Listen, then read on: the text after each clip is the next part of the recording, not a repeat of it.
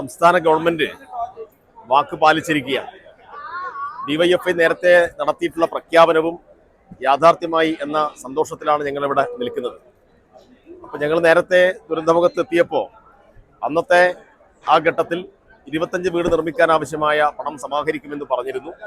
പക്ഷെ ഞങ്ങൾക്ക് ആ വാക്ക് പാലിച്ചുകൊണ്ട് 100 വീട് എന്ന യാഥാർത്ഥ്യത്തിലേക്ക് എത്താൻ വേണ്ടി കഴിഞ്ഞിട്ടുണ്ട്. ചില ആളുകൾ ഞങ്ങളോട് ചോദിക്കുന്നത് ഡിവൈഎഫ്ഐ നിർമ്മിച്ചു കൊടുത്ത വീട് നിങ്ങൾക്ക് തൊട്ട് കാണിക്കാൻ വേണ്ടി കഴിയുമോ എന്നുള്ളതാണ്. ഞങ്ങൾ പറയുന്നത് ഞങ്ങളങ്ങനെ ഏതെങ്കിലും ഒരു വീട് തൊട്ട് കാണിച്ചിട്ട് ഇത് ഡിവൈഎഫ്ഐ നിർമ്മിച്ച വീടാണ് എന്ന് പറയില്ല എന്ന് തന്നെയാണ്. എന്തുകൊണ്ടെന്നാൽ ഈ ദുരിതബാധിതരുടെ ആത്മാഭിമാനത്തിന് മുറിവേൽക്കുന്ന ഒരു പ്രവർത്തനവും ഞങ്ങൾ നടത്തില്ല. ദുരിതബാധിതർക്ക് അവർക്ക് സർക്കാരിൽ നിന്ന് കിട്ടേണ്ട അവകാശമായിട്ടാണ് ഞങ്ങൾ ഇതിനെ കാണുന്നത്. അതുകൊണ്ടാണ് സർക്കാരിൻ്റെ പുനരധിവാസ പ്രവർത്തനങ്ങളുമായി യോജിച്ചുള്ള പ്രവർത്തനത്തിന് ഡിവൈഎഫ്ഐ നേതൃത്വം കൊടുത്തത്. ഞങ്ങൾ ഈ പ്രവർത്തനത്തോടുകൂടി അവസാനിപ്പിക്കുന്നില്ല.